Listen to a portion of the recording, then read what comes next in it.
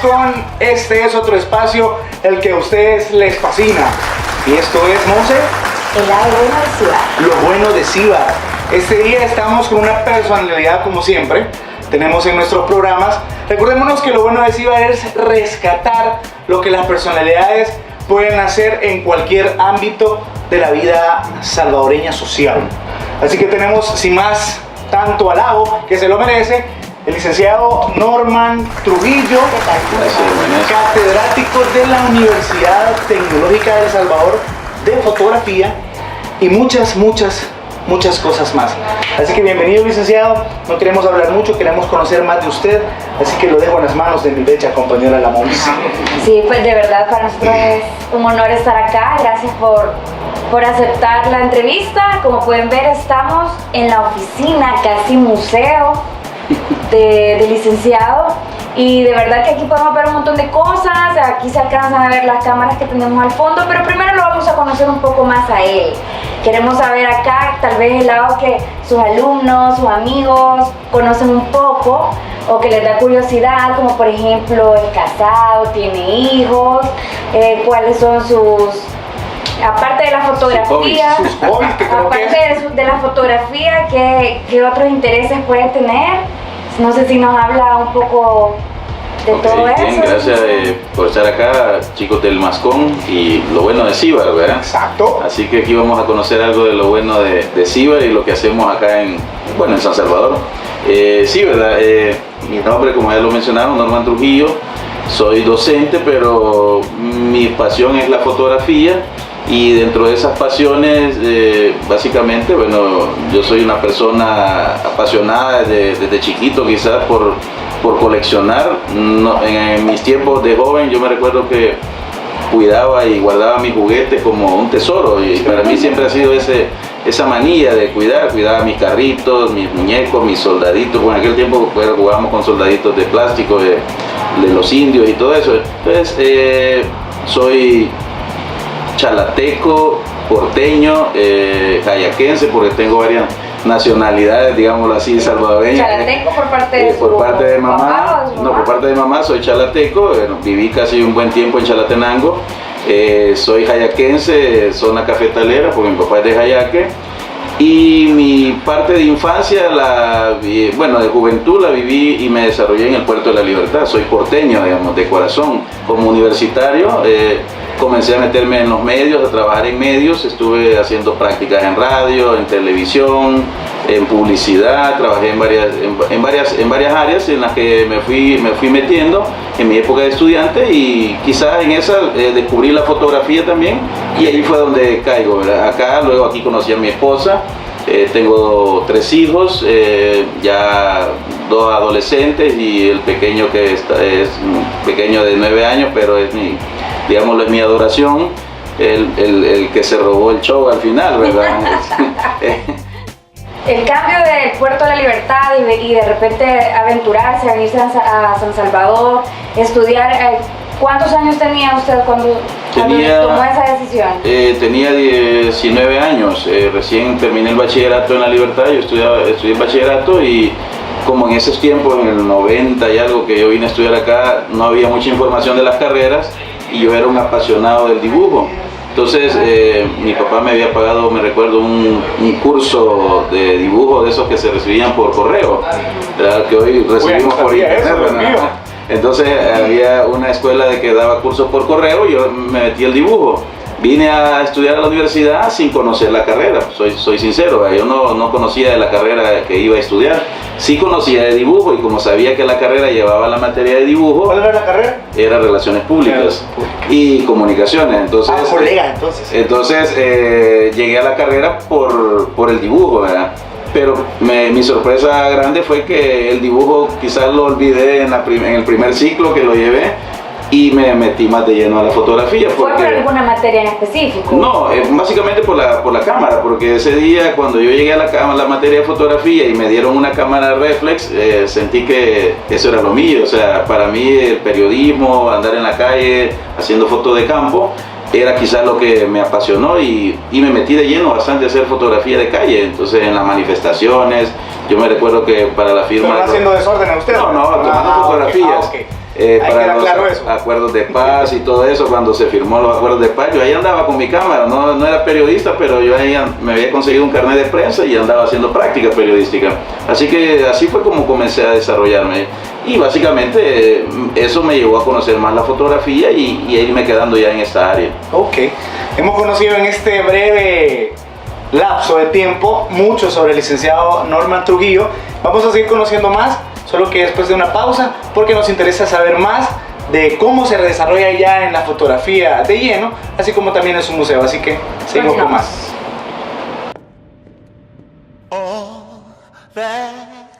Por su silueta,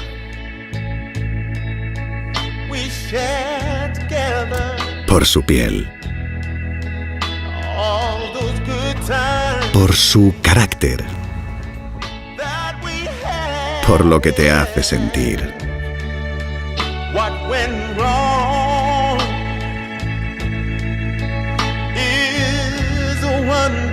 Pero también por su maravilloso precio, su revisión de 165 puntos y sus 2 años de garantía. Enamorarse de un Land Rover es normal, pero hay muchas formas de hacerlo. Llévate un Land Rover de ocasión Approved, revisado detalle a detalle por nuestros técnicos, con 2 años de garantía sin límite de kilometraje y muchas ventajas más.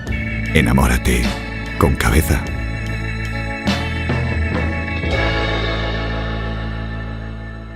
Amigos, y continuamos acá con el Mascón. Estamos en esta entrevista bastante interesante.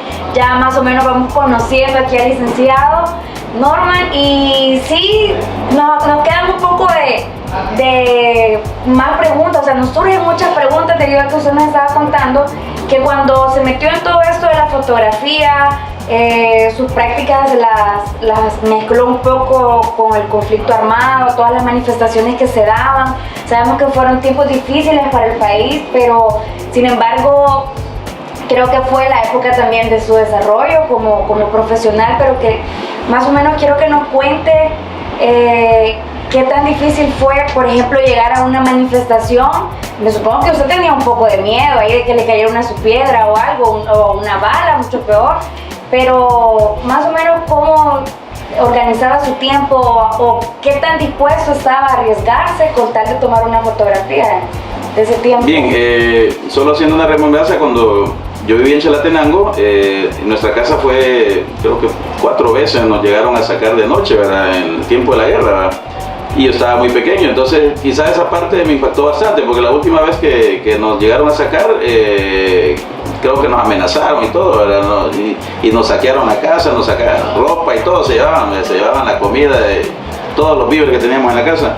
Ahora, ya viniendo a mi época de estudiante, andar en esa parte conflictiva, como yo había vivido en un lugar conflictivo, para mí era algo natural, porque igual en el pueblo donde yo vivía habían defensas civiles. En la noche me recuerdo que llegaba la guerrilla, entonces todo correcto, ¿verdad? Ya acá en la época de estudiante, como las manifestaciones eran casi a diario, me recuerdo que las organizaciones de maestros, de los hospitales y todo eso pasaban en constante movimiento sindical, y del parque de Cucatlán hasta el Parque Libertad era la zona conflictiva. Entonces nosotros teníamos como un campo de trabajo fotográfico. Y me recuerdo que uno de mis profesores, que es un locutor muy conocido acá en el país, Beltrán Bonilla, nos decía, vayan a hacer reportaje ahorita, esa era la clase, entonces nos mandaba a hacer el reportaje. Entonces yo no tenía ni cámara, entonces yo me iba con lo que podía. Me recuerdo que tenía una mi grabadora de prensa, que por cierto mi papá se enjaranó en la distribuidora eléctrica para sacar esa grabadora. Era una grabadora de cassette normal, que en aquel tiempo creo que costaban como 500 colones. Y él la sacó la sacó el crédito, ¿verdad? Esa grabadora, vaya, me dijo, con esto para que, pero no me pudo comprar la cámara. Entonces yo necesitaba la cámara también. ¿Y las cámaras como cuánto costaban? Costaban como entre 2.000 a 3.000 colones de esa época. O sea, era algo de élite, ¿verdad? Sí. Pero tuve la suerte que tuve un amigo que el hermano vivía en Estados Unidos, y el hermano le mandó una cámara con un super lente, ¿verdad? Bueno, una cámara para aquellos tiempos era deseada por cualquier periodista. Entonces a él no le gustaba la fotografía y me decía, te voy a dar la cámara, toma la foto y ahí me pasas fotografías cuando ya las tengas, ¿verdad? Y yo me iba con la cámara de él, y entonces cuando yo se la quería devolver, no, ahí tenés, seguí trabajando, me decía, porque yo siempre le daba fotografías a él. Ahora, eso me sirvió a mí para ir a meterme a esas manifestaciones. Recuerdo que que para una manifestación, bueno, había no sé qué, una concentración de gente y había gente armada y no nos dejaban entrar, entonces yo no andaba ni carnet, bueno, les comentaba que andaba un carnet de prensa, pero era de estudiante, era un carnet de práctica, que ese carnet también a mí me sirvió bastante porque cuando yo me tocaba trasladarme de acá de San Salvador al Puerto de la Libertad, siempre había retenes militares. Y en cada retén había un reclutamiento forzoso, ya sea de las Fuerzas Armadas o de la guerrilla, cualquiera de los dos. A veces siempre paraban el bus. Y yo siempre cuando uno iba rezando que ahí en Zaragoza que no haya retén, porque siempre en la noche había retén y lo paraban. Entonces me recuerdo una anécdota que nos paró la Defensa Civil y nos dijeron, vaya, todos los jóvenes y hombres para abajo y den su cédula, ¿verdad? Y al pedir daba la cédula a uno y significaba que ya iba reclutado. Sí. Entonces yo le enseñaba el carnet de prensa a un señor, me recuerdo un señor ya bien de edad, y él me decía, bueno, ¿y eso qué? Me decía, que no lo ve, pues, ¿cómo no? ¿Pero qué es? Porque como el señor no podía leer, el problema es que yo no sabía que él no podía leer, ¿verdad? Y yo se lo enseñaba y él solo se le quedaba viendo el carnet, pero no entendía. Entonces me decía, ¿y eso qué es? Me decía, un carnet de prensa, le digo yo. Entonces en aquel tiempo el andar un carnet de prensa, uno se podía subir de gratis al bus, con eso hasta no pagaba el bus, podía comer de gratis, o sea, era como un estatus, era un nivel alto de ser periodista. Entonces a mí me gustó esa vida, o sea, andar en la calle, tomar fotos, irme a meter a las manifestaciones, me gustaba mucho la adrenalina y básicamente esa fue mi vida y por eso me gustó mucho las comunicaciones. Pero les digo, soy sincero, yo vine a la carrera de comunicaciones sin saber a qué carrera iba. Yo iba por dibujo, yo dije, me voy a especializar en dibujo en esa carrera, pero el problema es que en aquellos tiempos no teníamos mucha información. Recuerdo también que llegaron una vez al bachillerato, llegaron los de la Nacional y a ofrecernos la carrera de hacer órtesis y prótesis. Y como era la única información que tenía, a todos nos pareció fenomenal esa carrera, a todos queríamos estudiar órtesis y prótesis porque... Ok, nos estamos enterando de cosas que en realidad han sido experiencias. Primero vino y entró a la carrera de comunicaciones por dibujo, solo recibió un dibujo. Después le dieron una cámara y ahí él dijo, el periodismo, la fotografía es para mí. Vamos a seguir conociendo más. Después de la pausa queremos saber qué experiencias pudo tener él, buenas o malas, cuando anduvo en el campo, haciendo lo que más le gustaba. Así que regresamos. Llegaron las victorias, carnales. Shh, güey, estamos viendo el clima de México. Ay, sí, México.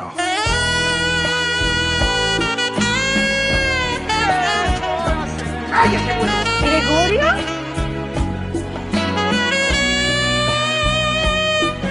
Gregorio. Ay, la neta, México lo tiene todo. Victoria, orgullosamente mexicana desde hace 150 años. Y continuamos con esta interesante entrevista, que yo no le llamo entrevista, sino que aprendizaje.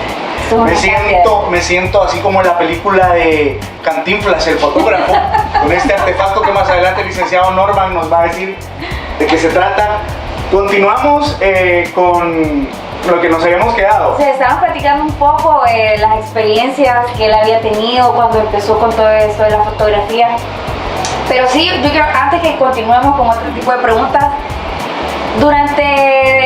anduvo en el conflicto armado y en todas esas manifestaciones donde podríamos decir que era un río de sangre, ¿hubo alguna imagen, alguna fotografía que usted haya logrado captar? Porque de hecho, o sea, supongo que usted tomaba la foto, pero no sabía cómo había quedado esa foto.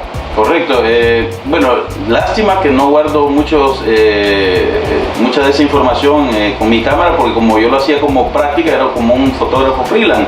Entonces, como no trabajaba para nadie, yo me recuerdo que tomaba las fotos y reproducía las fotografías, luego las vendía o se las regalaba a mis compañeros que los servía para la tarea, y nunca guardaba yo mi archivo, o sea.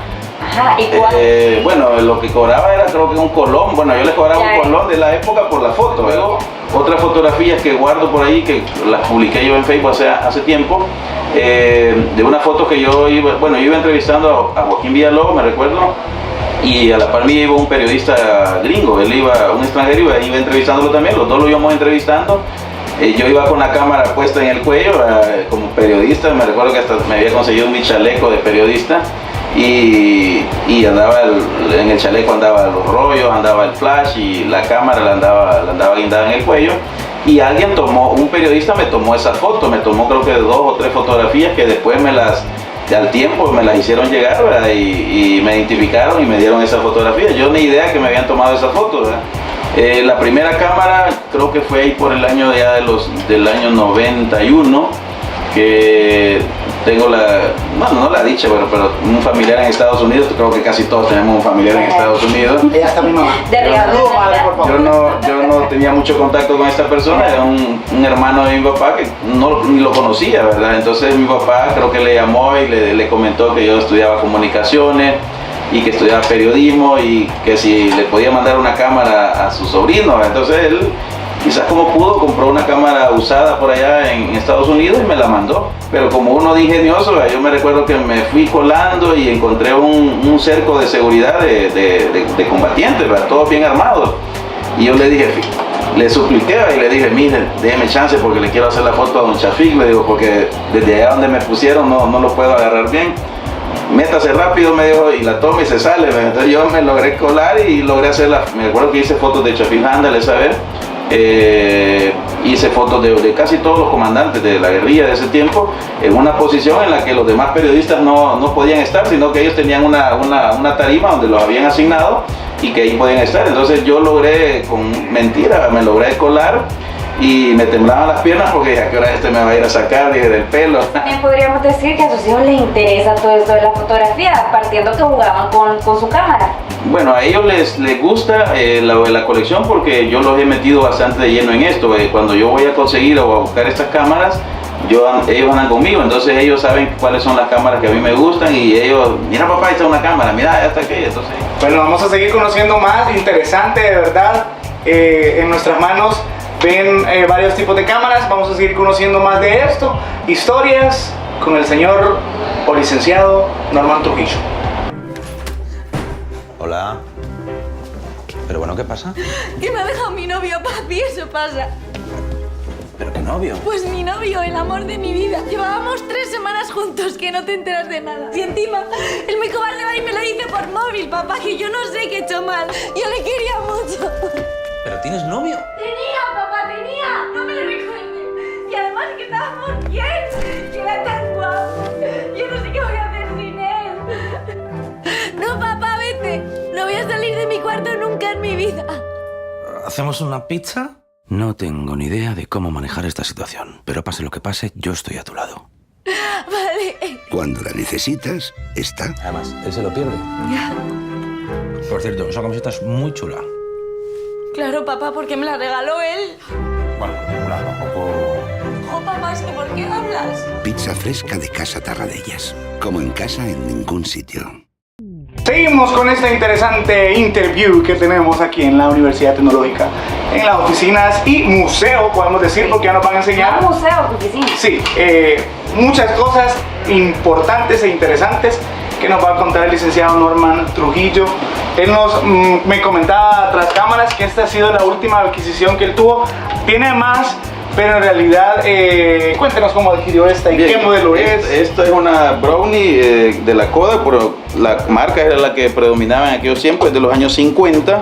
Esta es la última adquisición, digámoslo, es la nueva para mí, pero es de las más clásicas. La adquirí este fin de semana pasado, dentro de esas caminatas que hago para ir a buscarla al centro de San Salvador. Es una cámara de 120 milímetros. Por ahí podemos ver que tengo también una cámara. Esta perteneció a uno de los grandes fotógrafos del Puerto de la Libertad, que la hija después, bueno, él murió hace muchos años y esa cámara y otras que él tenía y que creo que ya las tenían desahuciadas, ¿verdad? Me la donaron, vendieron, digámoslo así, pero es parte de esa colección de un gran fotógrafo que por muchos años estuvo en el Puerto de la Libertad haciendo fotografías. Por acá la compañera tiene una cámara de baquelita que ya habíamos hablado de ella, que es una cámara que usa flash de bombillo, las cámaras que se pusieron de moda en los años 50 por su estilo, por cámaras muy prácticas, digámoslo así. Y en la vitrina podemos ver una serie yo he tratado de generar una línea de tiempo de lo que es la cámara de 35 milímetros, desde las cámaras que salieron en los años 70 y 80, que eran las cámaras de periodistas, muy asediadas por los periodistas, en el caso la Canon E1, la Nikon F1 también, y la F3, que eran cámaras de uso periodístico. Luego viene la época electrónica, que todavía no eran digitales, pero eran cámaras electrónicas, ya usaban la electrónica. Y luego llegamos a la era digital, que se llama una cámara digital. Tenemos por acá una cámara de fuelle, que es una cámara de cajón o cámara de estudio, que básicamente siempre estaban en los estudios cuando uno llegaba a hacerse su fotografía de graduado o foto familiar. El fotógrafo tenía que utilizar una cámara de placas de este tipo. Por acá en esta otra vitrina pueden acompañarnos por favor. Van a apreciar una galería de cámaras que datan de los años 30 a los años 40, los años 50 y los años 70. Creo que estas son de las más antiguas, son de los años 30, incluso de los años 20, por aquí no la tengo acá en esta vitrina, pero sí, estas datan desde los años 30 en adelante. Todas, si vemos, ya algunas con el famoso flash de cubo, que fue muy famoso en los años 60, el flashito que se quemaba, bueno, tenía 4 bombillas que se podían quemar girando el bombillo, y cámaras de video de 8 milímetros que también fueron parte de la innovación en la época del video y la fotografía. Tengo un proyector de slide, que es lo que hoy conocemos como cañón o las famosas diapositivas. Podemos ver, tengo el cañón, de estos cañones tengo varios en proyección, y ya no muchos recordarán este tipo de imágenes, que si lo vemos a trasluz vamos a poder apreciar la fotografía, una fotografía en positivo, que era como la proyectábamos. Yo creo que tal vez acá los compañeros, no sé si en sus manos ya habían tenido el placer de ver una fotografía en vivo. Como de los binoculares que lo. Aquí podemos ver a uno de los firmantes de los acuerdos de paz, a Escobar Galindo, ¿vean? Y al Chato Vargas. Aquí están estos dos personajes muy conocidos del país. Y luego, si vemos allí, vamos a ver otra galería de imágenes. Tiene una bien importante, si puedes enfocar acá, esa. Esa es una artesanía cubana. Sí, esa me la trajo un periodista que fue a Cuba, y es una cámara muy curiosa porque todos sabemos la historia de Cuba, cómo la gente sobrevive, pero esta es una cámara que funciona. Si yo le quiero hacer una fotografía a la compañera, vamos a ver cómo sale, y queda con carita alegre, ¿verdad? Sí, con esos dientes hermosos que tiene. Era una cámara instantánea, es una artesanía cubana que básicamente muy apreciado por ser una cámara, y me la trajo un periodista, se dio cuenta que yo era coleccionista y él me la trajo desde allá. Si nos trasladamos a la historia de la foto, la fotografía se hacía con una caja oscura. Entonces nosotros acá replicamos esa parte de que los estudiantes hagan una fotografía, una heliografía, que es hacerla como ya lo digo, con un bote de leche, aunque lo podemos hacer con una caja convencional, solo que hay que forrarla de negro y tener el material fotográfico, en este caso el papel sensible y los reactivos químicos, y con eso los estudiantes pueden hacer una fotografía que en varios países de Sudamérica le llaman fotografía minutera, porque es una fotografía que tarda 1 minuto en hacerse, se copia, se revela, se procesa. Es una foto de cajón que hace años en el Parque Libertad todavía había un señor que hacía ese tipo de fotografía. El sello de Instagram, que hoy, bueno, vino alguien por acá y lo primero que relacionó esa cámara es con Instagram, pero en realidad Instagram no es que se haya inventado el logo, sino que lo copió de la Polaroid, ¿verdad? Es una cámara que ya trae ahí ese sello. Y por acá podemos ver también la historia de las cámaras digitales, que como las cámaras analógicas tienen su historia, también estas tienen su historia. Vamos a ver si esta tiene el dispositivo, que algunos de ustedes ya no se acordarán de esto, pero en esto era lo que copiábamos las fotografías cuando iniciaba la fotografía digital, ¿verdad? Bueno, esas son clases que nos están dando que hubiera querido tenerlas en aquel entonces. No, sí me las dio. Así que vamos a... ¿Le puso atención? Vamos a continuar con más después de esta pausa.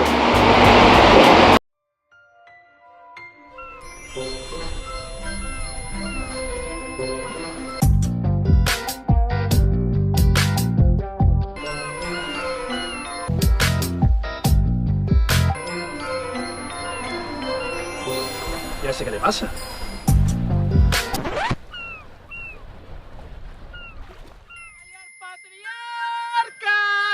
¡Al rico mazapán, oiga! ¡Al polvorón, al rosco de vino! ¡Al mantecado de limón, que no está fresco! fresquito, pero está muy rico, rico, rico.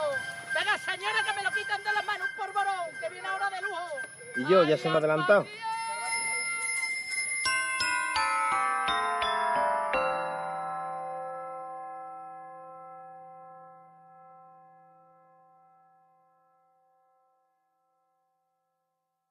Algunas todavía las procesan con materiales fotoquímicos, o sea, nunca digamos que se va a poder desaparecer eso porque todavía se sigue utilizando.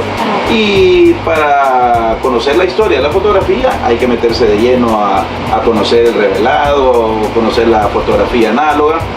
Lo que pasa es que los jóvenes ahora no quieren tardarse 2 días para ver su fotografía, la quieren ver en el momento, ¿verdad? Entonces por eso es que la foto digital como que ese terreno correcto, y lo pasó más rápido que la foto análoga. La foto análoga había un estándar de casi más de 30 años que ustedes compraban una cámara y la cámara no perdía el valor. Compran una cámara digital hoy en día y esa cámara a la vuelta de 6 meses ya no vale lo que ustedes ya no es que ya no funcione, sino que ya no le va, ya usted ya no puede recibir el dinero que pagó por esa cámara, ¿verdad? Porque esa cámara ya quedó desfasada. Ahora tengo una curiosidad. ¿Usted está de acuerdo con los temas o con los filtros que hay en las redes sociales para modificar las fotos? Yo siento, los filtros son buenos, pero no abusar de ellos, ¿verdad? Porque hay quienes abusan demasiado, ¿verdad? Yo conozco gente que abusan demasiado del filtro y la imagen es un cambio total, ¿verdad? O sea, el famoso Photoshop creo que se queda cortito al uso de esos filtros, ¿verdad? ¿Y los usa en sus fotos o trata, las fotos que maneja en sus redes sociales van lo más natural de cómo usted las ha captado? ¿O ha hecho uso de esos filtros? Trato más que todo de manipular un poco la exposición, pero no me gusta mucho manipular la fotografía en sí, no me gusta hacer el Photoshop así de lleno, de cambiar, alterar todo, sino que tal vez cambiar un poco el contraste, el brillo, que eso sí es importante, pero me gusta más que la fotografía quede bien hecha en la cámara y no... lo más natural que se pueda. Y lo más natural, correcto. Bueno, esas son clases que nos están dando que hubiera querido tenerlas en aquel entonces. No, sí me las dio. Así que vamos a... ¿Le puso atención? Vamos a continuar con más después de esta pausa. Simplemente pulsa Clean y deja que Rumba te ayude a limpiar el desastre. Rumba usa sensores para orientarse por toda la casa. Limpia pelo de mascotas, polvo y suciedad hasta durante 2 horas para que el suelo esté siempre limpio. Tú y iRobot Rumba. Better together.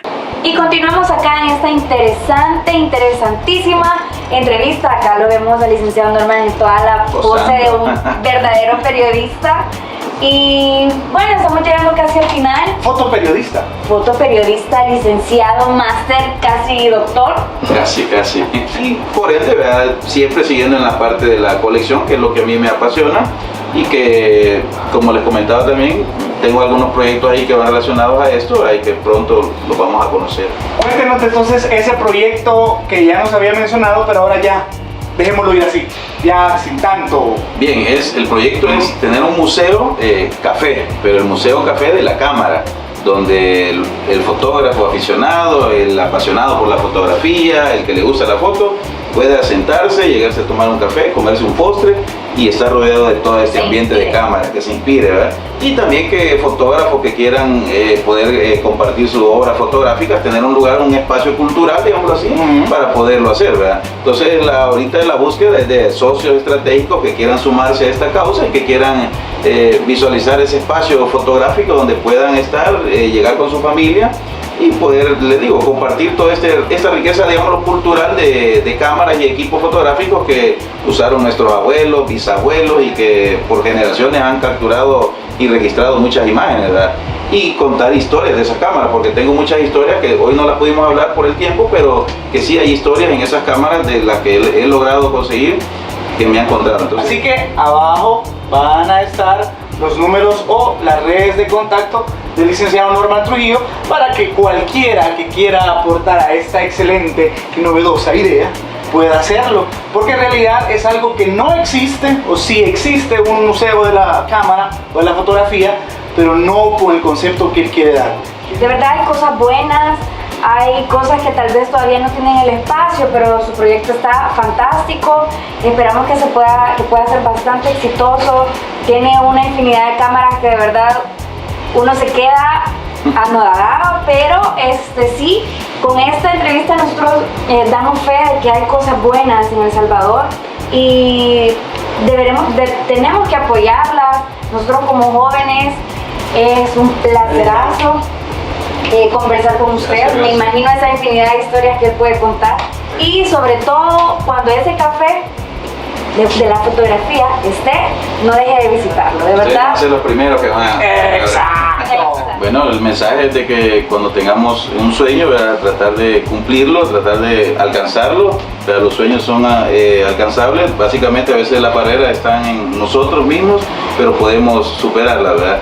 Yo les digo, yo comencé con esto no con la idea de tener una colección, sino que una idea, algo de poder apoyarme en mis clases, luego se fue creando en una colección y hoy básicamente no soy reconocido tal vez mundial, ¿verdad? Pero acá localmente claro que sí, muchos me conocen como desde Estados Unidos como el coleccionista de cámaras y quizás para mí es satisfactorio, ¿verdad? Que a través de estos trozos del ayer, digámoslo así, trozos de la historia de la fotografía, muchos se pueden dar cuenta de lo que pasa y de las cosas buenas que se pueden hacer.